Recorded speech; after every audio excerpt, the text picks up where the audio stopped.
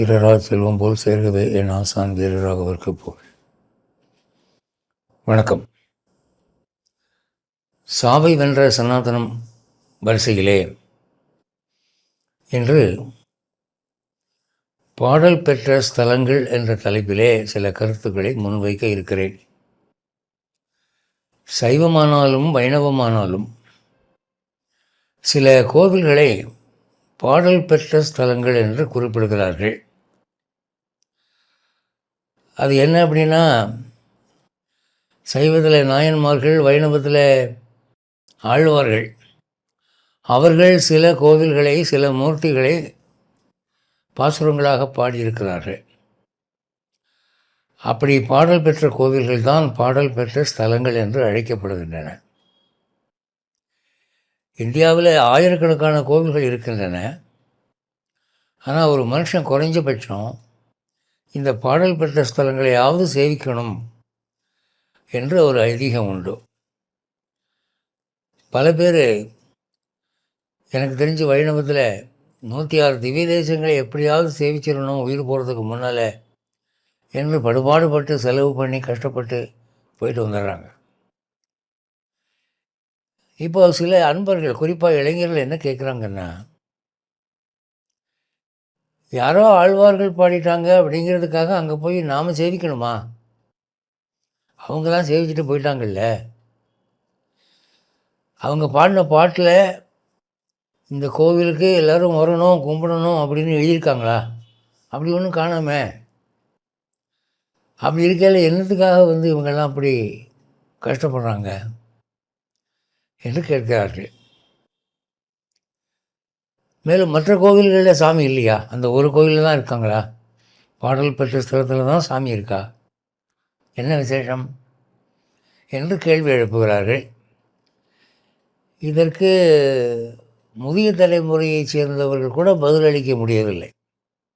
என்னமாப்பா பெரியவங்க அந்த பாசுரங்கள் பாடப்பட்ட கோவில்களுக்கு போகணும்னு சொல்லுவாங்க, அதுக்கு தான் போகிறோம் அப்படின்னு சொல்கிறாங்களே தவிர, அதனுடைய முக்கிய காரணம் என்ன, அதனுடைய மகத்துவம் என்ன என்பதை பற்றி அவர்களே தெரிந்து வைத்திருக்கவில்லை. அதுதான் முக்கிய விஷயம். நம்ம இந்துக்களுக்கு ஒரு பழக்கம் என்னென்னா, செய்யணும்னா செய்வோம், ஏன் எதுக்குன்னு கேட்க மாட்டோம். பெரியவங்க சொன்னாங்களா செஞ்சுருவோம். அப்படி கண்மூடித்தனமாக செய்து இந்த மாதிரி கேள்விகளுக்கு பதில் கிடைக்காமலே போயிடுச்சு. ஆகவே இதற்கு பதில் தெரிந்தவர்களுக்கும் தெரியாதவர்களுக்கும் தற்கால இளைஞர்களுக்கும் பயன்படட்டும் என்று இந்த சிற்றுரையை முன்வைக்கிறேன். இந்த பாடல் பெற்ற கோவில்கள், அதை பார்த்திங்கன்னா கவனித்து, ஒரு ஊரில் ஒரு கோவில் இருக்குது, அந்த கோவிலை பாடிட்டார் ஆழ்வார், அவ்வளோதான் அப்படின்னா பிரச்சனையே கிடையாது. ஆனால் எப்படி இருக்குன்னா, ஒரு ஊரில் 10 கோவில் இருக்குது அல்லது 20 கோவில் இருக்குது, ஒரு கோவிலை மட்டும் பாடுறாரு இவர் போய், அதுக்கு பக்கத்தில் இன்னொரு கோவில் இருக்குது, அதை பாட மாட்டேங்கிறார். அதை நீங்கள் நல்லா கவனிக்கணும். இப்போ உதாரணமாக மதுரையில் பாடல் பெற்ற கோவில்கள் 3 இருக்குது. ஒன்று பஸ் ஸ்டாண்டு பக்கம் இருக்கிற கூடலழகர் பெருமாள் கோவில், அடுத்து திருமோகூர், அடுத்து அழகர் கோவில். 3 கோவில் இருக்குது. ஆனால் இங்கே கூடலழகர் பெருமாள் கோவிலுக்கு பக்கத்தில் மதனகோபால சுவாமி கோவில் இருக்குது. அது மலைய துய்ய பாண்டியனுக்கு பிரத்யேகம்னு சொல்லுவாங்க. அதுவும் ஒரு தொன்மையான கோவில் தான். அதை அவங்க பாடலை, பக்கம்தான் இருக்குது. அதே மாதிரி திருவிளையாடல் புராணத்தில் யானை எய்த படலம் என்ற ஒரு கதையிலே அதன் விளைவாக இன்றைக்கி நாம் பார்க்கக்கூடிய ஒத்தக்கடை யானமலை, அங்கே இருக்கக்கூடிய நரசிம்மர் கோவில், அது தொன்மை வாய்ந்தது. அங்கே பிரகலாத ஆழ்வான் சேவித்தான் என்று திருவிளையாடல் புராணத்திலேயே சொல்லப்பட்டிருக்கு, சைவ புராணத்தில் சொல்லப்பட்டிருக்கு. அந்த நரசிம்மர் அவ்வளவு மகிமை வாய்ந்தவர். அந்த கதையும் தொன்மை வாய்ந்தது. ஆனால் அங்கே இருந்த ஆழ்வார் வந்து பாடலை. அதுபோல் கும்பகோணத்தில் சாரங்கபாணி கோவிலில் பாடியிருக்கார் திருமழிசை ஆழ்வார். பக்கத்தில் இருக்க சக்கரபாணி கோவில் அங்கே பாடல. இந்த பக்கம் ராமசாமி கோவில் இருக்குது, அங்கேயும் பாடல. அப்போ என்ன காரணம்? மற்ற கோவில்களிலே இல்லாத ஒரு சிறப்பு இந்த கோவில்களுக்கு மட்டும் இருக்க வேண்டியது என்ன? ஒரு ஊரிலே ஒரு கோவில் பாடப்படுவதேன், மற்ற கோவில்கள் விடப்படுவதேன் அப்படின்னு பார்க்குற போது அந்த ஆழ்வார்களுடைய வாழ்க்கை வரலாறு, அந்த கோவில்களுடைய வரலாறு இவற்றை படிக்கிறப்போ அந்த ஒரு கோவிலில் இருக்கிற மூர்த்தி அந்த ஒரு குறிப்பிட்ட ஆழ்வாரை ஈர்த்திருக்கிறார். இங்கே வா, இங்கே வந்து பார்த்துட்டு போ என்கிற மாதிரி ஒரு ஈர்ப்பு இருந்திருக்கு. அதனால் அவர் அங்கே போய் அதை அந்த பெருமாளை சேவிச்சிருக்கார். மற்ற கோவில்களுக்கு அவங்க போகலைன்னு சொல்ல முடியாது. இப்போ பெரியாழ்வார்லாம் எப்படின்னா ராத்திரி பகலாக கோவிலாக தேடி அலைஞ்சாராம். அப்போ ஒரு ஊரில் 5 கோவில் இருந்தால் ஒரு கோயிலை மட்டும் சேவிச்சுட்டு மீதி நாள் விட்டுருப்பார்னு சொல்கிறதுக்கு இல்லை.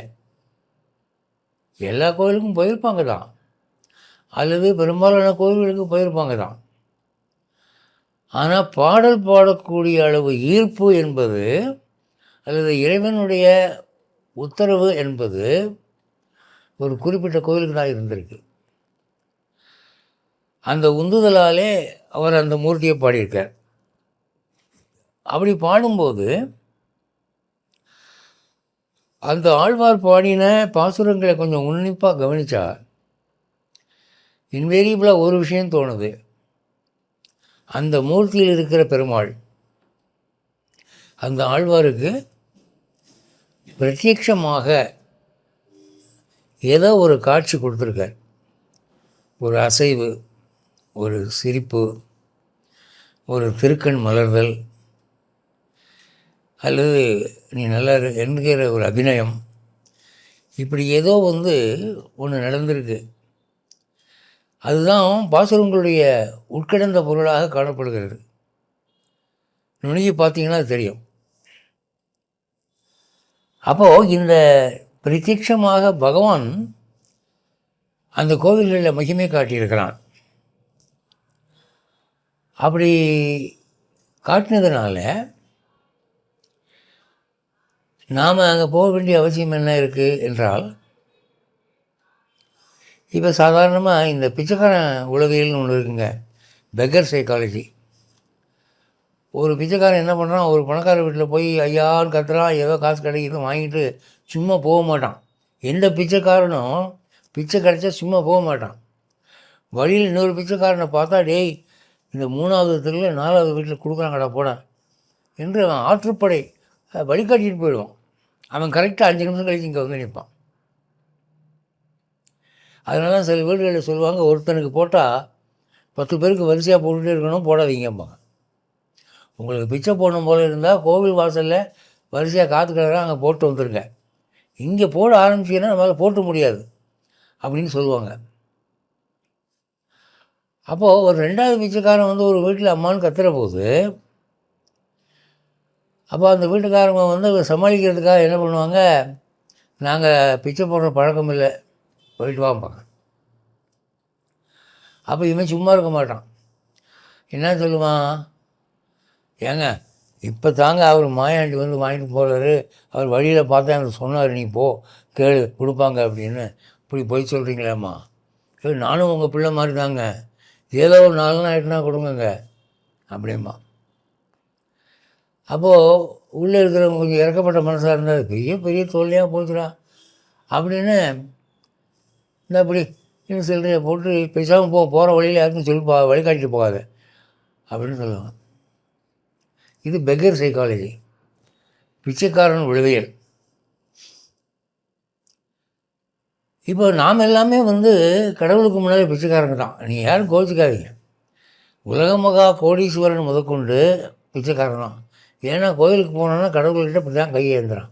எந்த பிச்சைக்காரனா எந்த பணக்காரனாவது கை 2 விவேகானந்தர் மாதிரி கட்டிக்கிட்டு எனக்கு அது கொடு அப்படின்னு தெய்வத்திட்ட கேட்குறான்னா, அது எந்த மதமாக இருந்தாலும் சரி. ஒரு தெய்வத்திடம் கேட்டல் என்ற ஒரு விஷயம் வரும்போது எல்லாம் நயந்து பயந்து தான் இப்படி கேட்குறாங்க. அந்த நேரத்தில் அந்த அபிநயத்தை நீங்கள் வீடியோ பிடிச்சிங்கன்னா அதை வந்து ஒரு ஸ்க்ரீனில் போட்டு காமிச்சு சுற்றியில் இருக்கிற கோயில் வளாகத்தை காட்டாமல் இந்த ஆள் என்ன செய்கிறான்னு சொல்லுங்கள் அப்படின்னு கேட்டால் பார்த்துட்டு பிச்சை கேட்குற மாதிரி இருக்கும்பான். அந்த ஊர்லேயே பெரிய பணக்காரங்க அப்படின்னு.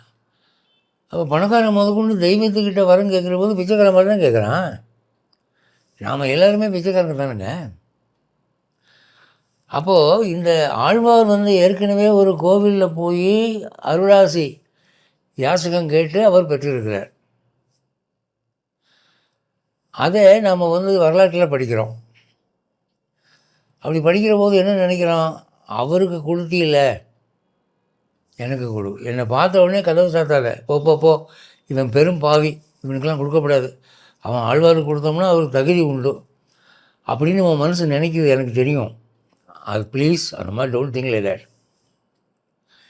ஏதோ நானும் உன் படைப்பில் ஒரு ஆள் தான், கொஞ்சம் கருணை காட்டு, அவர் கொடுத்து இல்லை எனக்கு கொஞ்சம் கொடு, அவருக்கு 10 பங்கு கொடுத்தா எனக்கு 1 பங்கு கொடு என்று கேட்கக்கூடிய ஒரு மேற்கோள் காட்டி கேட்கக்கூடிய ஒரு வாய்ப்பு நமக்கு அது தருகிறது. அதனால் ஆழ்வார் பாடல் பெற்ற ஸ்தலத்துக்கு போகிற போது ஐயா திருமங்கை ஆழ்வார் பாடியிருக்கார் அப்படின்னா அவர்கிட்ட போய் மங்கை மன்னன் பாடினார் கொடுத்தீர், எனக்கு அவ்வளோ தகுதி இல்லை, இருந்தாலும் நான் அவருடைய பக்தன், கொஞ்சம் ஏதோ என் கஷ்டத்தை நினச்சி என் பாவத்தை நினச்சி இறக்கப்படியா, அவர் முகத்துக்காக கொடுக்கப்படாதா அப்படின்னு நமக்கு கேட்குறதுக்கு ஒரு வாய்ப்பு இருக்குது இல்லையா. ஸோ நமக்கு ஒரு கொட்டேஷன் இருக்குது, ஒரு மேற்கோள் காட்டி கேட்குறதுக்கு ஒரு கொட்டேஷன் இருக்குது. அது ஒரு முக்கியமான காரணங்க. அடுத்தாப்புல பாசுரங்கள் பாடின ஆழ்வார்கள் அந்த கோவிலை வர்ணித்திருக்கிறார்கள், கோவிலின் சூழலை வர்ணித்திருக்கிறார்கள். மாமரம் இருக்குது, தென்னை மரம் இருக்குது, பொய்கை இருக்குது, அந்த கோவில் மாளிகை கூட கோபுரங்கள் அந்த ஊரில் இருக்குது அப்படின்லாம் வர்ணிச்சிருக்கிறாங்க. அப்போ அந்த பாசுரங்களை நாம் சொல்லி அந்த கோயிலுக்கு போகிற போது எந்த ஆழ்வார் பாடியிருக்கிறாரோ அந்த பாசுரத்தை சொல்லி அங்கே கேட்கணும்னு பெரியவங்க சொல்கிறாங்கல்ல, அதை நாம் சொல்லும்போது அந்த பாசுரத்தில் என்ன வருது, இயற்கை வளம் நிறைந்த மாளிகை கூட கோபுரம் நிறைந்த அந்த ஊரிலே குடியிருக்கும் எம்பெருமானே அப்படின்னு நம்ம கேட்குறோம். அப்போ நமக்கு அந்த ஊரை அனுபவிக்கக்கூடிய ஒரு பாக்கியம். ஒரு காலத்தில் இந்த ஊர் அப்படி இருந்திருக்குன்னு தெரியுது. இப்போ இன்றைக்கி பொட்டக்காடாக இருக்கக்கூடிய ஊரை கூட ஆழ்வார்கள் வர்ணிக்கிற போது ஒரே தென்னஞ்சோலையும் பாக்கு மரங்களும் மாமரங்களும் இருந்ததாக வர்ணிக்கிறாங்க. அவங்க பாட்டு எழுதின காலத்தில் அது அப்படி இருந்திருக்கு. அப்போ அதை நாம் அப்படி தியானிக்கிற போது என்ன சொல்கிறோம், அன்னைக்கு உமக்கு திருவுள்ளம் உகப்பாக இருந்தது, ஊர் ஆசீர்வாதம் பண்ணினேன், ஏன்னா மக்கள் நல்லவங்களாக இருந்தாங்க. இன்றைக்கி நாங்களாம் ரொம்ப ஐக்கியப்பெல்லாம் போயிட்டோம், அதனால் இயற்கை பொய்த்து விட்டது தெரியுது, ஏதோ கொஞ்சம் இறக்கப்பட்டு அதில் 8ல் 1 பங்காவது ஊருக்கு வளர்த்த கொடு, நாங்கள் மறுபடியும் அந்த அழகு பார்க்கணும் என்று கேட்கிற போது அந்த தெய்வத்தினுடைய உள்ளமானது கசிகிறது, அந்த ஊர் மக்களுக்கு ஒரு ஆசீர்வாதம் கிடைக்கிறது. அந்த புண்ணியம் நமக்கு தானே. அடுத்தபடியாக இந்த ஆயிரக்கணக்கான கோவில்கள் உள்ள இந்த நாட்டிலே சில கோவில்களை தான் இவங்க பாடியிருக்கிறாங்க. இந்த பாடப்பட்ட கோவில்கள் சில 100 தான். அப்போ அந்த கோவில்களை இவங்க உரைநடையாக எழுதலை, பாடலாக பாடியிருக்காங்க. அதில் இலக்கிய நயம் இருக்குது, சொற்சுவை, பொருட்சுவை, அணி அலங்காரம் எல்லாம் இருக்குது. சாதாரணமாக மனுஷனை ராஜாவை தான் புகழ்வாங்க, இந்திரனே சந்திரனே காசு கொடுறா அப்படின்னு. இங்கே கோவில்களை பாடியிருக்காங்க, தெய்வங்களை பாடியிருக்காங்க. அப்போ தெய்வங்களை பாடின பாடல்கள் என்பது நமக்கு ரொம்ப குறைவாக தான் கிடைக்குது. அப்போ ஒரு குறிப்பிட்ட ஊரில் இருக்கிற ஒரு தெய்வத்தை புலவர்களாகி இந்த ஆழ்வார்கள் வர்ணித்து பாடிய பாடல்கள் நமக்கு ஆதாயம் தானே, ஒரு இலக்கிய ஆதாயம் தானே. சில சமயம் ஒரு பாட்டை படிச்சுட்டு பாவி இந்த ஒரு பாட்டு பாடி நிறுத்திட்டானே, இன்னொரு 10 பாட்டு பாடக்கூடாதா, இந்த புலவன் ரொம்ப அருமையாக எழுதுறாயா அப்படின்னு நம்ம நினைக்கிறது உண்டு தானே. இப்போ திருவள்ளுவர் வந்து 1330 குறள் பாடியிருக்காரு அப்படின்னா அவர் இன்னொரு 1000 பாடியிருந்தால் நல்லா இருமையா, பல அரிய விஷயங்கள்லாம் சொல்கிறாரு அப்படின்னு நம்ம நினைக்கிறோம் இல்லையா. அது மாதிரி கிடைத்திருக்கிற பொக்கிஷமாக அந்த இலக்கிய நயம் பொருந்திய பாடல்கள் இருக்கின்றன. அதை சாமியை கும்பிட்ற சாக்கில் நமக்கு கொஞ்சம் அந்த இலக்கிய மூளை ஓப்பன் ஆகுது. நாம் என்றைக்கு இலக்கியம் படிக்க போகிறோம் சார்? நீங்கள் அகநானூறு புறநானூறு உட்காந்து படிக்க போகிறீங்களா? தமிழேருந்து முடித்ததோடு சரி, எவன் புத்தகத்தை திறக்கிறான்? அப்படி இருக்கிற போது அண்ணாடம் போய் ஒரு கோவிலுக்கு போய் சாமி கும்பிட்றோம், அந்த ஒரு 10 பாசனத்தை சொல்கிறோம் அப்படின்னா, அப்போ ஒவ்வொரு மனிதனுடைய மூளைக்குள்ளும் ஒரு கவிஞன் ஒளிந்திருக்கிறான், அவன் தட்டி எழுப்பப்படுகிறான். அப்போ கொஞ்சம் இலக்கியம் வளருது, அறிவு வளருது. இப்போ வந்து எங்கள் வீட்டில் பாட்டிமார்கள்லாம் வந்து ஒருத்தனை பற்றி சொல்லும்போது, இவனை பாம்புன்னு கண்டு பயப்படுறதா இல்லை பழுதுன்னு நீக்கிறதா ஒன்றுமே புரியலையே அப்படிம்பாங்க. அவங்ககிட்ட போய் என்னங்க பாம்புனா என்னங்க பழுதுனா என்னங்கன்னா அவங்களுக்கு அர்த்தம் தெரியாது. எங்கள் அம்மா சொல்லுவாங்க, அதை நான் சொல்கிறேன் அப்படின்னு. அப்போது பழமொழி நிலைத்து விட்டது, அதன் பொருள் மறைந்து விட்டது. அந்த லட்சணம் தான் நம்ம இலக்கிய படிப்பு இன்றைக்கி இருக்குது. அப்படி இருக்கிற போது இந்த அருமையான பாசுரங்களை சேமிக்கிற போது எவ்வளவு நமக்கு இலக்கிய நயம் கிடைக்கிது. ஒரு பாமரனுக்கும் கூட ஒரு படிப்பறிவு உள்ளவன் தகுதி கிடைப்பதற்கு ஒரு வாய்ப்பாக இருக்குது. அப்புறம் இந்த ஆழ்வார் எழுதின பாசுரத்தை போய் பெருமாள்கிட்ட சொல்லுன்னு கேட்குறாங்க. அவர் பெருமாளை கேட்டுட்டு, டே காப்பி அடிக்காதரா, இது ஏற்கனவே திருமங்கம்மன் பாடின பாட்டு, இங்கே நீ வந்ததுக்கு ஞாபகப்படுறாங்க அப்படின்னு நினைக்க மாட்டாரா அப்படின்னா, பெரியவங்க அதை வேறு நோக்கத்தில் சொன்னாங்க. என்னடா நோக்கம் அப்படின்னா, நம்ம ஊரில் பசுமாடு வந்து வளர்க்குறவங்க என்ன பண்ணுறாங்க, அது இந்த காலத்தில் ரொம்ப மோசம். புல் போடுறதில்ல, வைக்க போடுறதில்ல, துரத்தி விட்டுறாங்க. போய் எங்கேயாவது கண்டதை தின்னுட்டு வந்து சாயந்தரம் பால் கறக்கிற நேரத்துக்கு வந்துடு, பாலை மட்டும் நாங்கள் கறப்போம், ஆகாரம் கொடுக்க மாட்டோம். அப்படி ஒரு கொள்கையில் பசுமாடு வளர்க்குறாங்க. இப்போ இந்த பசுவானது கன்றை பக்கத்தில் வைத்து நக்கி கொடுத்து கொண்டு பால் தருகிறது. கன்று செத்து போச்சு. கன்று செத்து போனால் அந்த பசுமாடு வளர்க்குறவன் ஐயோ பாவம், மகனை இழந்த தாய், அதுக்கிட்ட போய் நம்ம பால் கறக்க வேண்டாம் பாவம் விட்டுவோன்னு விடுறாங்களே. எங்கே விடுறாங்க? அந்த கன்றுக்குட்டியில் உடம்பில் இருக்கக்கூடிய சதையெல்லாம் நீக்கிட்டு அந்த இறந்து போன கன்றுக்குட்டியுடைய தோலை மறுபடியும் வக்கீல் வச்சு நிரப்பி கட்டையை வச்சு நிற்க வச்சு தோல் கன்றுன்னு உற்பத்தி பண்ணி அந்த தோல் கன்றை கொண்டாந்து அந்த மாட்டுக்கு முன்னாடி நிற்க வச்சு அது கண்ணீர் வடிச்சுக்கிட்டே அதை நக்கி கொடுக்குது. இவன் பாலை கறந்து விட்டுறான். தோல் கன்றுக்கு பால் சுரக்கும் பசு. அது மாதிரி நாம் சொந்தமாக போய் நம்ம வசனம் பேசி பெருமாளே என்னை காக்கக்கூடாதா, அவனுக்கு கண்ணு இல்லையான்னு கேட்டோம்னா அவன் ஏதோ கொடுப்பான். ஆனால் ஏற்கனவே ஒரு ஆழ்வார் போய் பாடி எனக்கு கொடுன்னு கேட்டிருக்காரே, அந்த பாசுரத்தை சொன்னீங்கன்னா, தோல் கன்றுக்கு பால் சுரக்கும் பசு போலே, அடே இது வந்து பெரியாழ்வார் பாசுரமாச்சே, அவன் நமக்கு வேண்டிய ஆளாச்சே, அவன் பாசுரத்தை சொல்கிறான், இவன் அவனுக்காக கொஞ்சம் கொடுப்போம் அப்படின்னு அவருக்கு மனசு இறங்கும் இல்லையா. அப்போது தோல் கன்றுக்கு பால் சுரக்கும் பசு போலே அந்த பாசுரங்களை சொல்லி நாம் சேவிக்கிற போது அவங்கள நினச்சிக்கிட்டு பகவான் நம்ம மேலே உள்ள கோபத்தை தணிச்சுக்கிறான். சரி போய் தொலை போ அப்படின்னு கொடுக்குறான். அது ஒரு முக்கியமான பாயிண்ட் இல்லையா. அடுத்து ஒரு கோவிலில் சுயம்புவா விக்கிரகம் இருக்குது அல்லது பிரதிஷ்டா விக்கிரகம் இருக்குது. சில சக்தி வாய்ந்த மகான்களுடைய பிரதிஷ்டை கோவிலில் இருக்குது. ஆனால் என்ன ஆகுதுன்னா, அர்ச்சகருடைய அலட்சியம் அல்லது சேவார்த்திகளுடைய தோஷம், இதனால் நாளாக அந்த கலை குறைஞ்சிட்டு வருது. மூலமூர்த்தியினுடைய மகிமை குறைஞ்சிட்டு வருது. அப்போது கோவில்கள் வர வர சக்தி இழக்கின்றன. அப்படி இருக்கிற போது அதை பிரதிஷ்டை பண்ண காலத்தில் அந்த கோவிலில் எவ்வளவு எஃபெக்ட் இருந்துச்சோ அவ்வளோ எஃபெக்ட் இப்போ இருக்கிறது இல்லை. அப்போ நமக்கு அவ்வளோ பலன் கிடைக்கிறது இல்லை.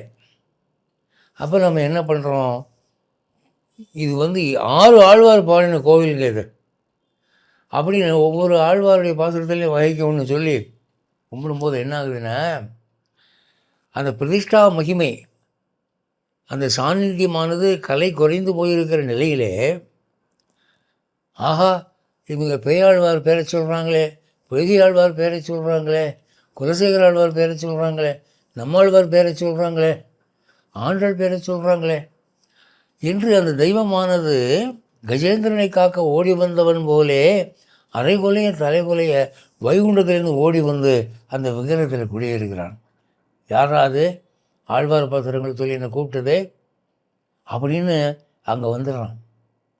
அப்போ என்ன ஆகுது, பிரதிஷ்டாமகிமை கலை குறைஞ்சி போன அந்த விக்கிரகத்தில் ஃப்ரெஷ்ஷாக புத்தம்புது பிரதிஷ்டையான மாதிரி ஒரு எஃபெக்ட், அதாவது பகவத் சாநித்தியம் 100% அங்கே ஃபில்லப் ஆகிடும். இதுக்காக யாரும் வேத பிராமணம் வந்து பிரதிஷ்டை பண்ணலை, மந்திரம் சொல்லலை, யாகம் பண்ணலை, கும்பாபிஷேகம் பண்ணலை. சும்மா ஆழ்வார் பாசுரங்களை சொன்னீங்க, அதுக்கு இது நடக்குது. அப்போது உங்களுக்கு 30% தான் பவர் இருக்குது அப்படிங்கிற மாதிரி ஒரு விக்கிரகத்தில் 100% பவர் இன்ஸ்டண்ட்டாக வர்றதுக்கு ஆழ்வார் பாசுரங்கள் உதவுது. மகான்களுடைய பாசுரங்களை சொல்லி தெய்வத்தையும் வணங்கும்போது ஃபுல் பவர் எங்கேருந்தோ வருது.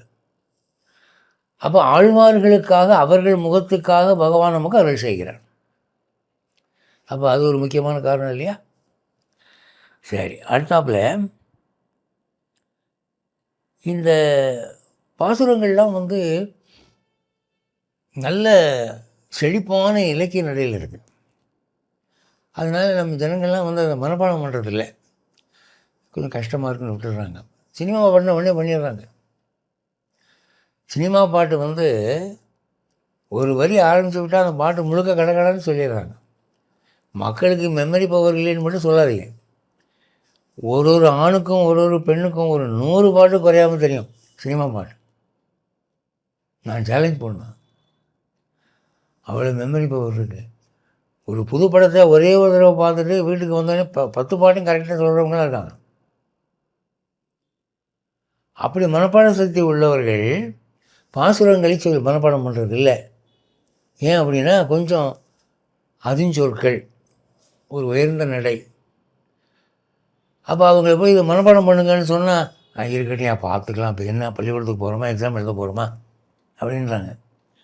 ஆனால் நீங்கள் ஒரு திவ்யதேசத்துக்கு போய் அந்த 10 பாசுரங்களை சொல்லும்போது அடிக்கடி அங்கே போகிறீங்க, அடிக்கடி அந்த பாசுரத்தை சொல்கிறீங்கன்னா உங்களை அறியாமல் அது மனப்பாடம் ஆகிடும்.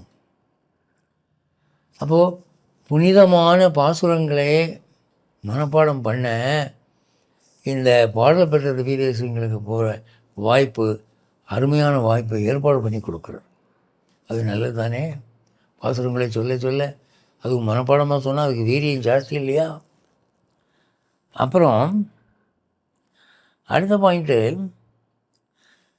ஆழ்வார்கள் பாடல் பெற்ற திவ்யதேசங்களிலே பெரும்பாலும் அற்புத மகிமைகள் நடந்திருக்கின்றன. வரலாறு அதை நமக்கு எடுத்துக்காட்டுது. அப்போ அந்த கோயிலுக்கு போகிற போது நமக்கு என்ன தோணுது, இந்த மாதிரி கும்பகோணத்தில் அவர் வந்து திருமணிசை ஆழ்வார் வந்தபோது அவர் எழுந்திரிக்கலையா, வந்து கிடந்தவாறு எழுந்திருந்து பேசேன்னு சொன்னாராம். அவருக்காக பெருமாள் எழுந்திருச்சாராம். உத்தான சாயி அப்படின்னு சொல்லி கிடந்தவாறு எழுந்திருந்திருக்கார் பாரு அப்படின்ற ஒரு சம்பவம் நமக்கு ஞாபகம் வருது. அதுபோல் ரங்கநாத பெருமாளை பார்க்குற போது, அவர் புரண்டு படுத்த பெருமாளைப்பா ஒரு மணவள மாமன் உபன்யாசத்தின் போது அப்படின்னு நமக்கு ஒரு இது ஏற்படுது, பக்தி. திருப்பதிக்கு போகும்போது சங்கு சக்கரத்தை தொண்டமான் சக்கரவர்த்தி கொடுத்த இடம் முடியாது அப்படின்னு அந்த சம்பவம் ஞாபகத்துக்கு வருது. திருப்பதி இது ஸ்ரீரங்கத்துக்கு போனால் ஆண்டாளுக்கு மோட்சம் கொடுத்த ஒரு புனிதமான ஸ்தலம் இது. இங்கே தான் ஆண்டாள் மறைஞ்சிட்டாராம், திருப்பானாழ்வார் இங்கே தான் மறைஞ்சிட்டாராம் அப்படிங்கிற போது அதெல்லாம் ஞாபகத்துக்கு வருது. அப்படி வந்து சம்பவங்கள் ஞாபகம் வரும்போது இந்த காலத்தில் வெறும் பிரகிருதி சம்பவங்களாக பார்த்து மறத்து போயிருக்கு. அற்புதமான அமானுஷமான சம்பவங்கள்லாம் நடக்கிறது இல்லை. அந்த வரலாறு நினைக்கிற போது நமக்கு அந்த பகுதி அமிர்த நாடி உசும்புகிறது, உயிரடைகிறது. நமக்கு அற்புதங்களை நம்பக்கூடிய ஒரு பகுதி பிரெயினில் இருக்குது. அது வந்து புரட்டப்படுகிறது, ரெஃப்ரெஷ் ஆகுது. அது ஆன்மீகத்துக்கு நல்லது இல்லையா? அப்புறம் அடுத்த பாயிண்ட் என்னென்னா, ஆழ்வார்களை நீங்கள் கௌரவிக்கணும் மதிக்கணும்னு சொன்னால் யாருங்க செய்கிறாங்க?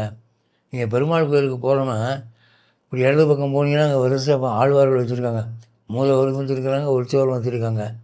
அப்படின்னா யாரும் பெரும்பாலும் போகிறதில்லை. நான் மதுரையில் கவனிச்சிருக்கேன். கூடுதல் பெருமாள் கோயிலில் போகிறவங்க நேராக தாயார் சன்னதிக்கு போவாங்க, பெருமாளை சேவிப்பாங்க. சில பேர் ஆண்டாளை சேவிப்பாங்க, அப்படி வீட்டுக்கு போயின்னு இருப்பாங்க.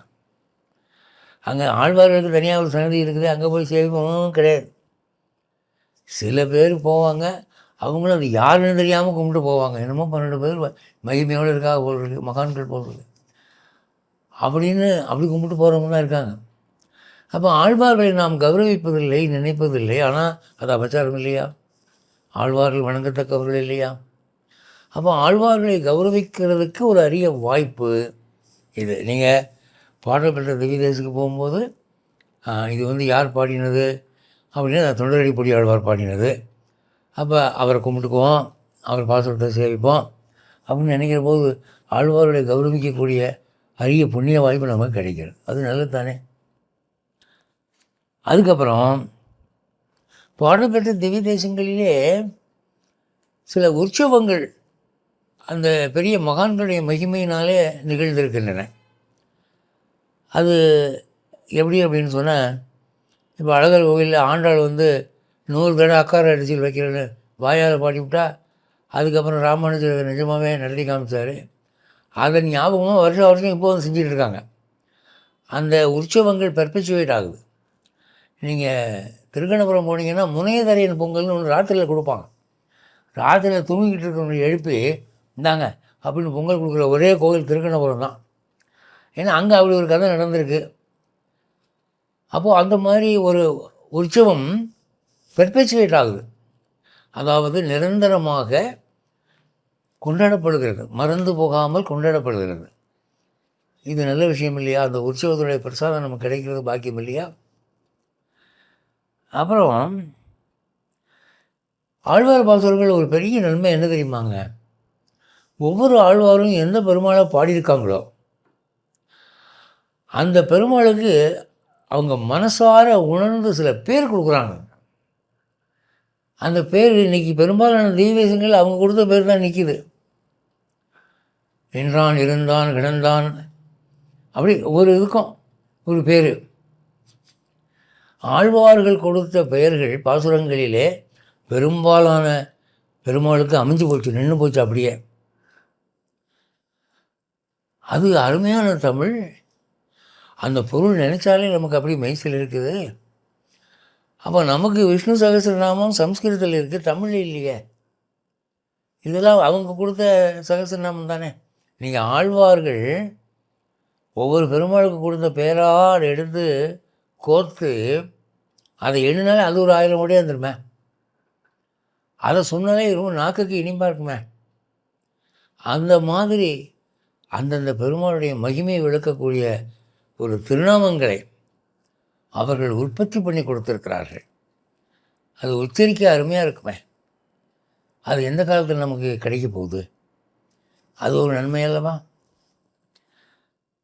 அப்புறம் கால ஆராய்ச்சி. இந்த காலத்தில் இது நடந்தது, இந்த மன்னனுடைய காலத்தில் நடந்ததுன்னு கால ஆராய்ச்சி இன்றைக்கி யூனிவர்சிட்டியில் அதுக்கு ஸ்காலர்ஷிப் கொடுத்து பண்ணிகிட்ருக்காங்க.